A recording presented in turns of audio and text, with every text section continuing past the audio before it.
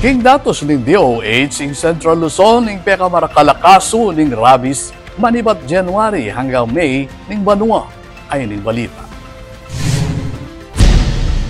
Belita ning Department of Health o DOH na ing Central Luzon ing ating pekamarakalacaso ning rabies manibat January 1 hanggang May 17 ngening Banua.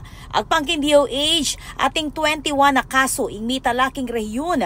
Ama ni Batan king probinsya ning Aurora, Bataan, Bulacan, Nueva Ecija, Pampanga, Tarlac at Zambales. Tinukyan ni itining Zamboanga Peninsula na ating 15 cases, ating Calabarzon na ating 12. King Kabilugan, tuklo king 124 ing kaso ning rabies king bansa, king kilub ning 5 bulan.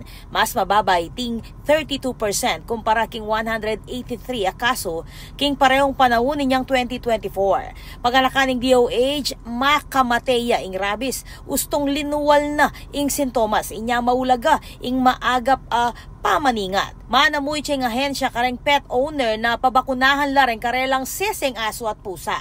Inabisuan la naman ring pengari na banten la ring anak amamyalong kareng sese bangay iwasan na makinis. Agpangking Rabies Control Act, libreng bakuna ing babye dareng lokal gobyerno kabang mamalaga naman na 100 pesos hanggang 400 pesos kareng pribadong veterinaryo.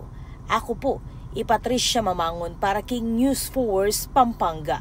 Balitang tutuking balen, susuyo.